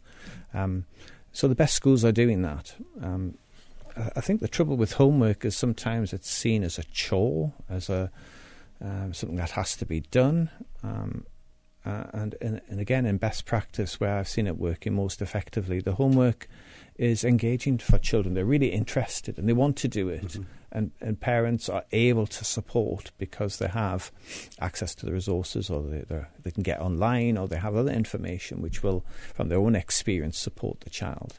So when it's project-based, where it's topic-based, where it's something linked to the ongoing work in the school, then potentially you can overcome the barriers we've talked about. Okay, we're going to headline news. When we return, the conversation will continue with Mr. Peter Carpenter. Please stay tuned, discussing a very important topic, education here in the Cayman Islands. Radio Cayman. Headline. Radio Cayman's newsroom. Headline. These are the biggest stories right now. The Family Resource Center is hosting a free 3-day domestic violence intervention training program at the Brack Reef Resort this week, Tuesday through Thursday. For more information, call 949-0006. A UN report has said top military figures in Myanmar must be investigated for genocide in Rakhine State and crimes against humanity in other areas. The report, based on hundreds of interviews, is the strongest condemnation of the UN so far for violence against the Rohingya. The Army's tactics are, quote, consistently and grossly disproportionate to actual security threats. And Pope Francis has refused to respond to claims by a former Vatican diplomat who has called on him to resign. Archbishop Carlo Maria Vigano has accused the Pope of covering up reports of sexual abuse by a U.S. cardinal. The pontiff was asked about the accusations by reporters on his flight back to Rome after this weekend's papal visit to Ireland. He said he would not say a single word in response to the 11-page letter from Archbishop Vigano. Those are your headlines. I'm Carsley Fuller. Radio Cayman, the voice of the Cayman Islands. What's happening in your community? News and information, music and more. You can find us. www.radiocayman.gov.ky. Like us on Facebook and follow us on Twitter. Radio Cayman is your choice, your voice for today's biggest news. Radio Cayman.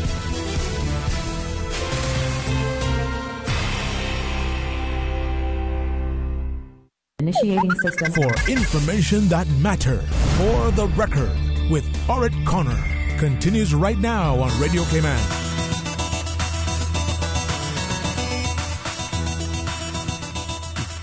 Good morning and welcome back to For the Record. It is my pleasure to have in the studio with me this morning Mr. Peter Carpenter, the Chief Inspector, Director of the Office of Education Standards here in the Cayman Islands. Some of you may know it as the Schools Inspectorate. And we're talking about the role of the Office of Educational Standards here in the Cayman Islands as well. We have covered 6 of the 7 standards set out in the document Successful Schools and Achieving Students. And standard number 7 is an overall performance. How good is our schools? Or I'll change it and say, how good are our schools? Mr. Carpenter. Yeah, the final standard is essentially a summation of everything that we've talked about earlier, to be honest. So what we do is look at the judgments that we've made. As I said, we use a 4-point scale from excellent to good to satisfactory and then weak. And we look at all of the 6 areas that we've talked about this morning. And we use the judgments from those in Performance 7, Standard 7, to come to a final overall performance judgment. But I would just say that an important aspect here is what our expectations are for our schools here on Cayman. From September onwards, good is the expected level for all of our schools. Mm-hmm. And that applies to public private, and regardless of the previous performance of that school, we expect the school to be good. So to be good, we would expect 4 elements of what we've talked about previously to be good at least. Okay. So we're looking at teaching. Mm-hmm. Teaching has to be good. For a good school to be good, then it needs the teaching to be good. And as I said, we would be visiting, it depends on the size of the school, but in the public schools recently we visited around 300 lessons. We would expect those lessons to be good consistently in a school. And in order for teaching to be good, what are the necessary ingredients to achieve that? Well, we probably should jump back to that one about teaching that we talked about earlier, which was quality indicator number 3. And in that, when we look at teaching, there's different elements. We look at, first of all, the teacher's plans, how well they are planning for their lessons, how well they use the resources, and how well they are deployed within the classroom.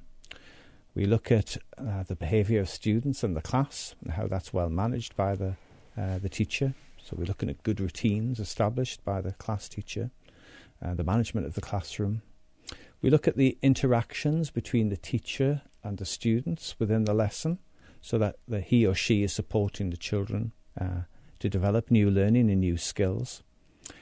We look closely at the teacher's subject knowledge. Clearly, as the children get older, this becomes more and more important.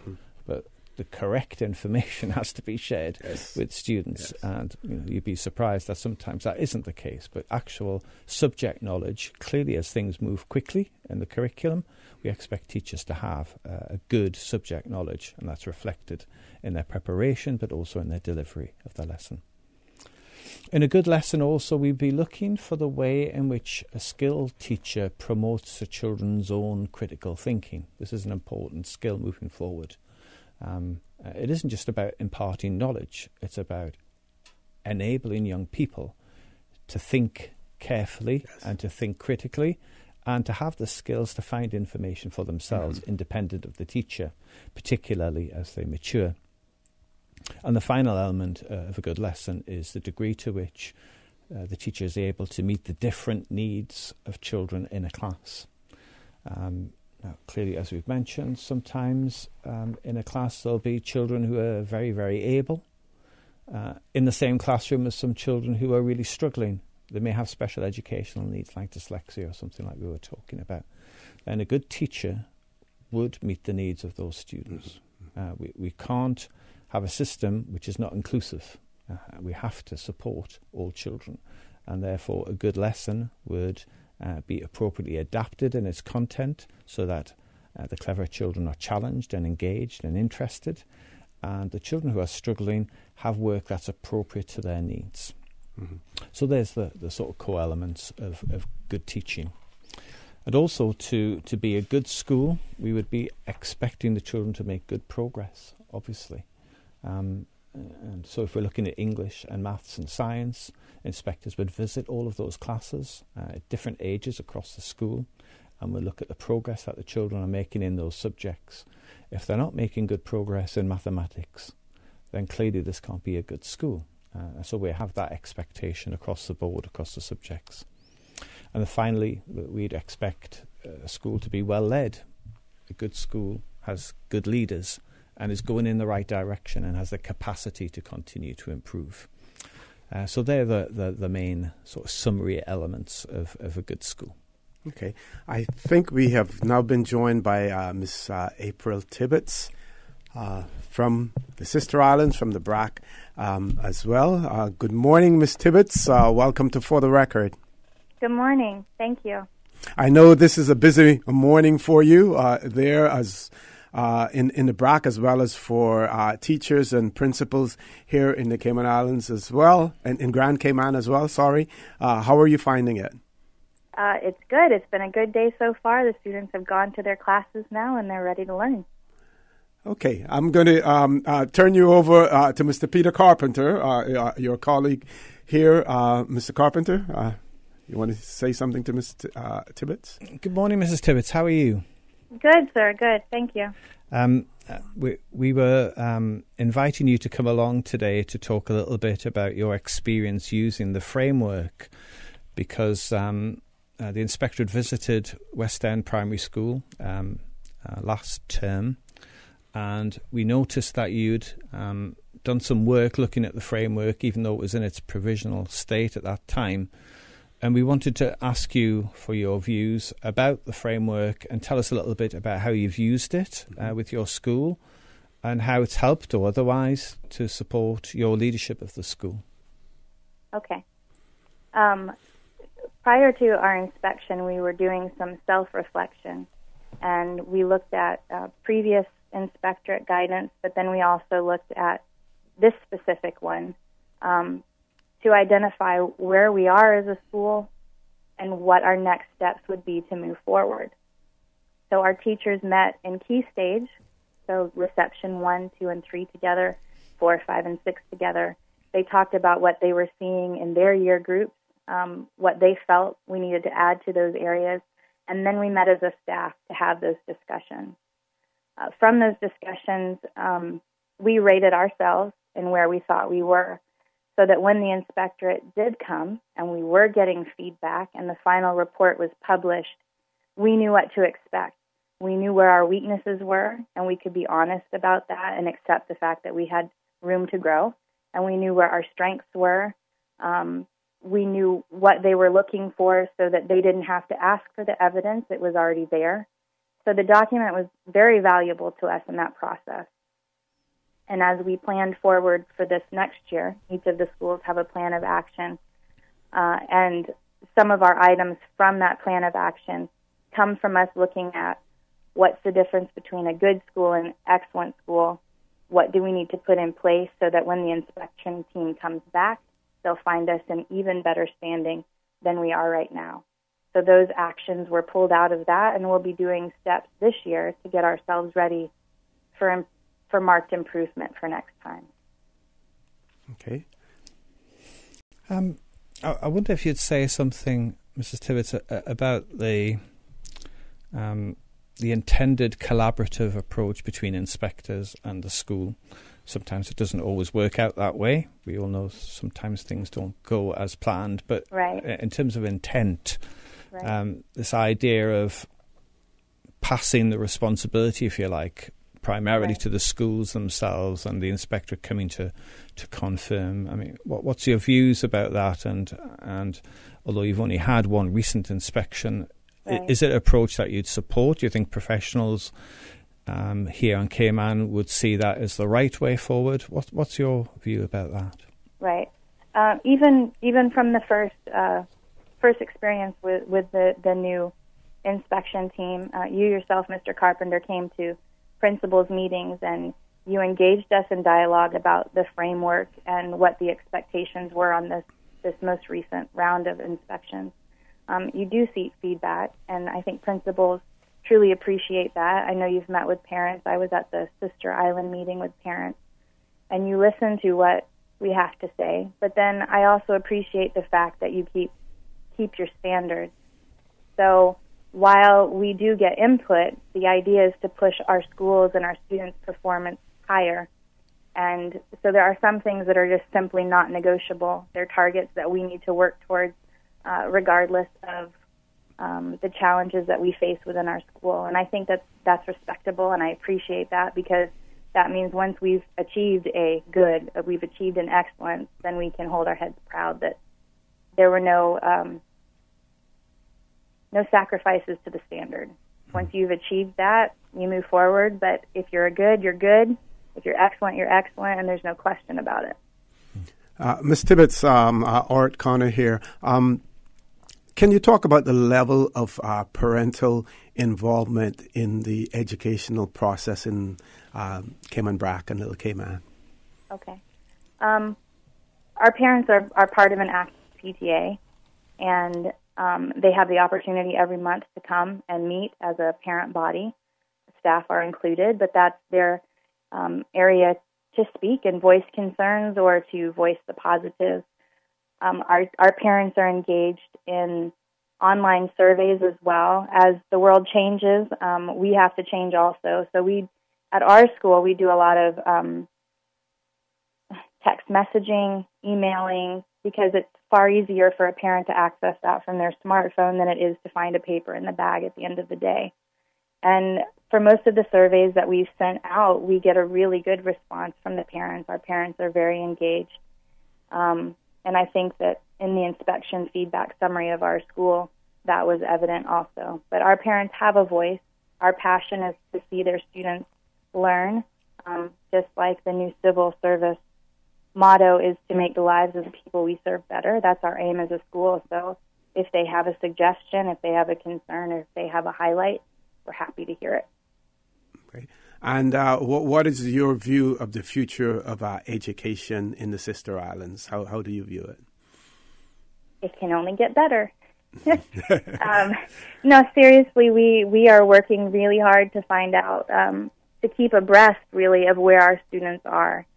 And the ministry and DES have put in a lot of initiatives with interventions, and they're doing their best at providing us with the extra hands that we need to make sure that we are moving our students forward. And last year was very successful for our students.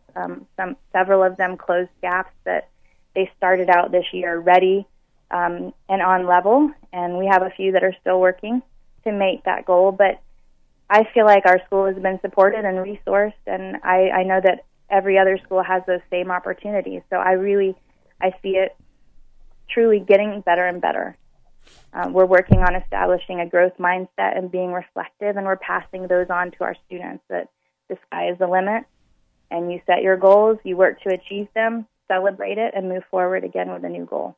Okay, Mr. Carpenter, any final comments for us? I would just congratulate Mrs. Tibbetts, because when we visit the school, the strong leadership of that school led to our evaluation of the progress that the school has made since the last inspection, which I think was about 2014-15. Okay. So, 3 years ago, the school's made good progress in addressing all of the recommendations that were made at that time. I think that's the first success. And the other success is every year the Year 6 children, prior to leaving primary and starting secondary, do tests. And these tests are set externally in reading and writing and mathematics. So they're not developed by the school, they're proper assessments. Yes. And the school, West End, was particularly successful this year. So the outcomes of the young people are improving, and that's a reflection of the strong leadership of the school, and was obviously consistent with our findings. Getting into classes and observing the teachers working, there was a strong element of good teaching in the school, and that has led to successful outcomes. And that's the message we want for all of our public schools. If we can get the teaching consistently good, then we will get good outcomes, because our students are more than capable of achieving them. Yeah. Ms. Tibbetts, before you go, I'd like to give you an opportunity for some final comments. I really appreciate all the support that we've been receiving from ministry and DES, from the inspectorate. Their feedback is an honest look at our schools. It provides us with things that we can do to improve our work. Sometimes, most likely, an outside set of eyes will see things that we don't see. And I truly appreciate the fact that it's back in operation, and we're going to be moving forward with support from all around. Okay, thank you very much for that, and we wish you continued success over there in the BRAC as well, Ms. Tibbetts. Thank you very much. Thank you. Folks, we're going to take our last commercial break for the morning. Please stay tuned for the record with Mr. Peter Carpenter and Orrett Corner. We'll be back shortly.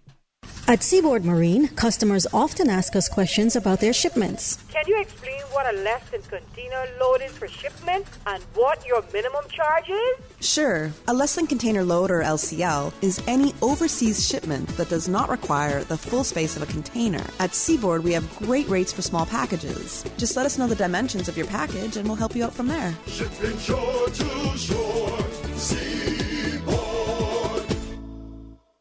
Did you hear that Vant Motors has your sale going on now? And you get your choice on the money you'll save on your new car or truck? My sale? My choice? Really? Yeah, and they have lots of cars on sale, some up to $7,000 off. Sounds pretty good. It gets even better. You can choose to take the full discount, or you can get some or all of it as cash back. Extra cash back would be great. Exactly. And you can even use the savings to extend your warranty or service plan so you'll drive worry-free for years longer. Another good idea. If you want to upgrade with something like a new roof rack or backup camera, you can choose that too. Wow, I get to choose? Yeah, that's why it's your sale, your choice. Going on now at Vant Motors on Walkers Road, while stocks last. Radio Cayman, maintaining the innovation. On a daily basis, making it easy to connect with you, our listeners. Add us to WhatsApp today, 925-3261. That's 925-3261. Radio Cayman.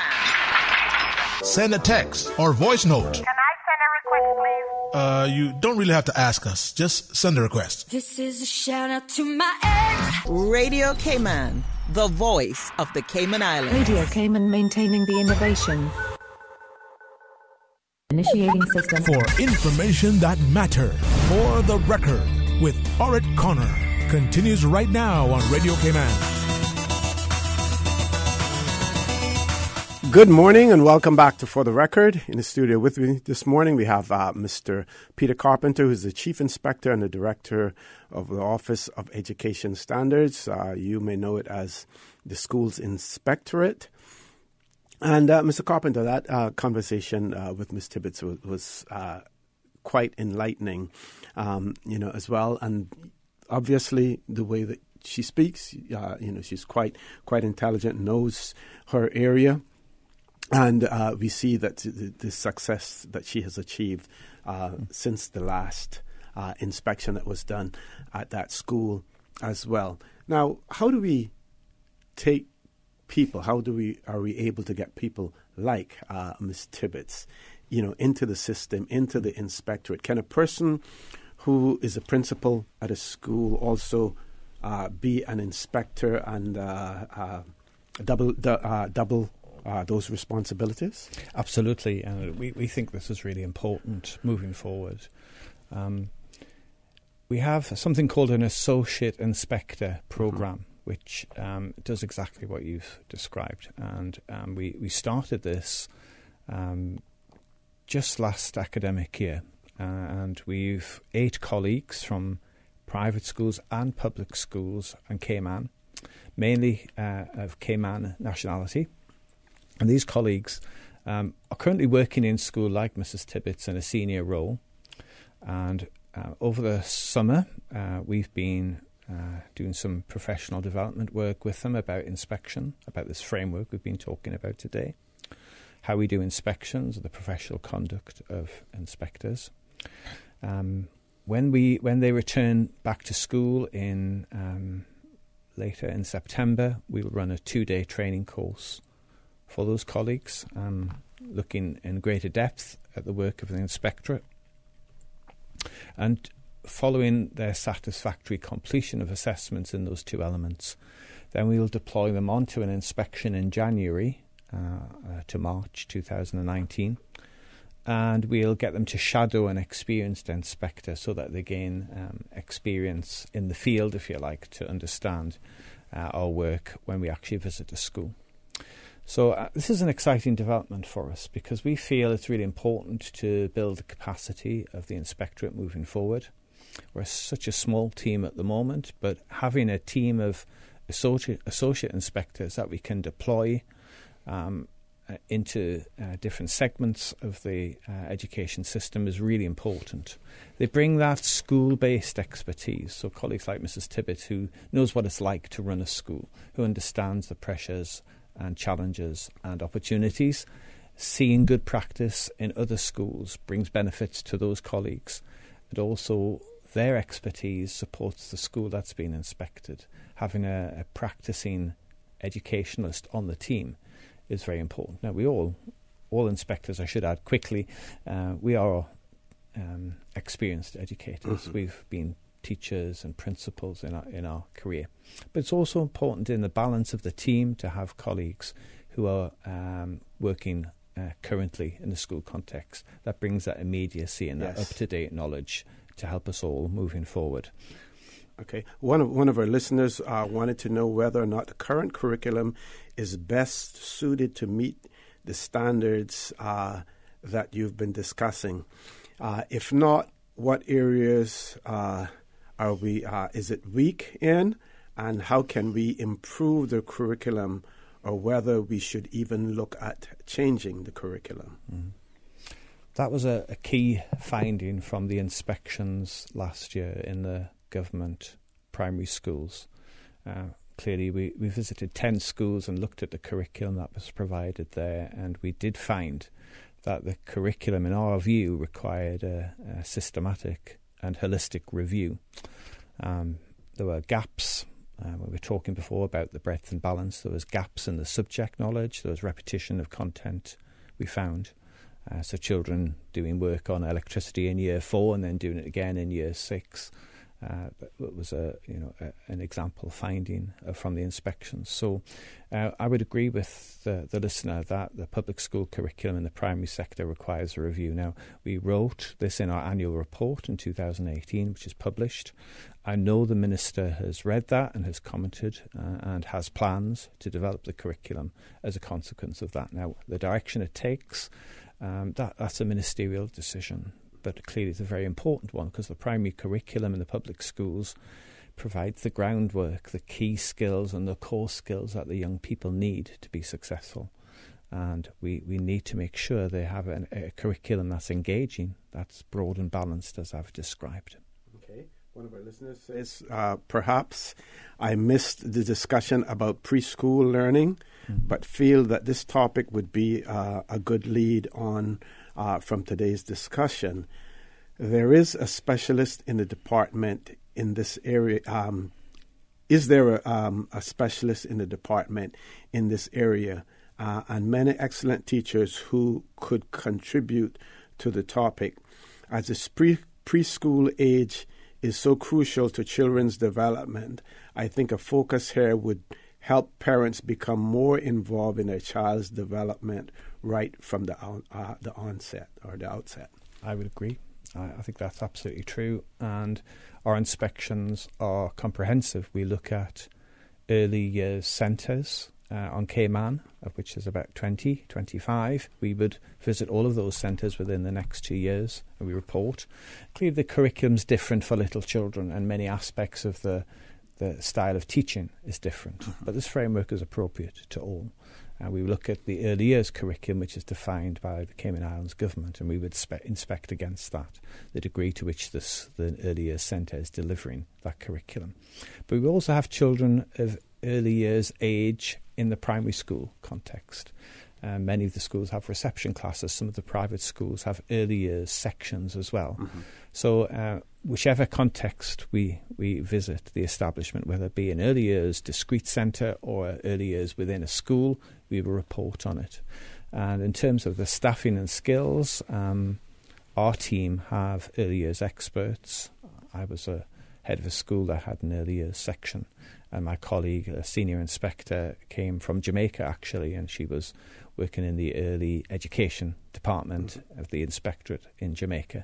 So we have a lot of expertise. We understand best practice in early years, but the listener's quite right. You know, we must build in early years institutions into the inspection programme, and that's what the Minister's required us to do, and that's what will happen from September. The first inspections start mid-September, and that includes early years centres within the programme.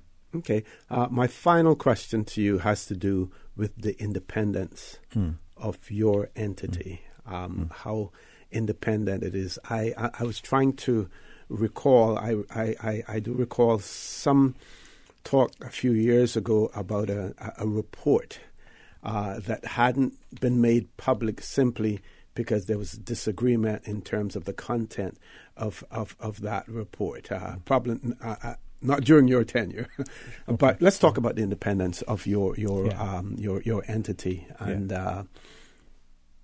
how free you are in terms, while being a part of the ministry at the same time. How independent are you?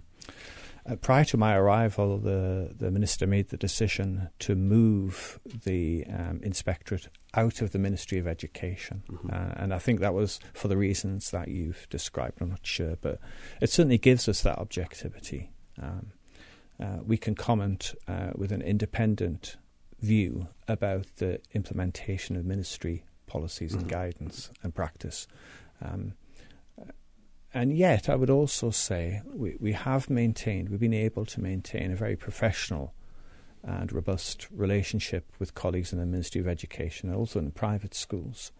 But I think that separateness is important and has been, to some degree, helpful in establishing a clarity about direction for the Ministry of Education. We'd be able to comment on the curriculum, for example, which sometimes perhaps if you're involved in developing the curriculum, you might be less impartial, but we've certainly been able to maintain that professional distance and responsibility with the Ministry of Education in the public school context. Okay. Mr. Carpenter, I want to give you an opportunity for some closing comments. I think we've covered everything so that we plan to talk about. I do appreciate the opportunity to talk a little bit about this important work. We value the suggestions and comments that we've received from the public. When we did the district meetings to talk about this framework, a very interesting element that came out of those meetings was a twofold direction from the public. The first was, you're not getting into the schools regularly enough, particularly the private schools. We want you to visit our schools more regularly. And we shared that with the Minister and with Education Council. And, the fruit of that is that there's been investment and we're able to have a new programme. I think we do appreciate that opportunity to support the schools moving forward. And the second element was that parents are saying to us, good behaviour is at the heart of good learning. And they were worried about the standards of behaviour in their schools, and they wanted the framework to place sufficient focus upon that. And to be honest, in developing the framework initially, it was part of it, but it wasn't such a significant part. So I hope by listening to contributions from the public, we've developed a framework that's aspirational for our schools. It sets high standards, better than international standards. That's what we want for our children. But it's also been receptive to what is distinctly Caymanian in terms of what we've developed. It's not something that we've imported.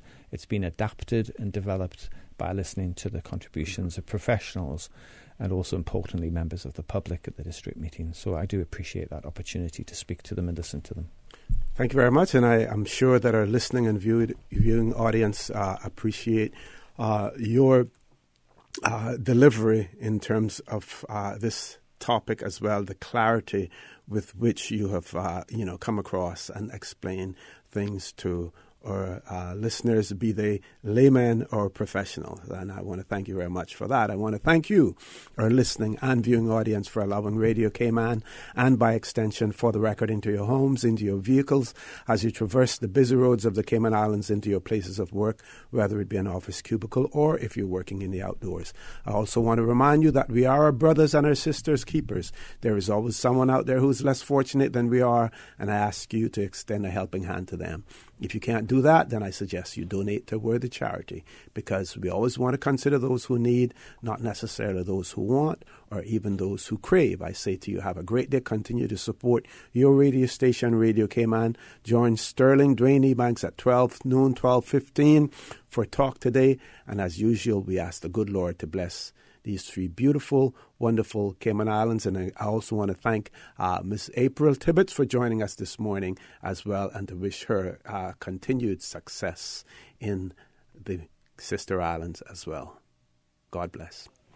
For the Record is brought to you by Fidelity Bank. For all your banking and pension needs, call or visit a Fidelity branch today. Vamped Motors, the only authorized Ford and Toyota dealerships serving the Cayman Islands. And Cayman Pharmacy Group, with locations in West Base and professional pharmacy at CTMH Doctors Hospital. The Cayman Pharmacy Group has a location for you just around the corner. and Seaboard Marine. With over 35 shipping ports, find your shipping solution by calling Seaboard Marine at 949-4977.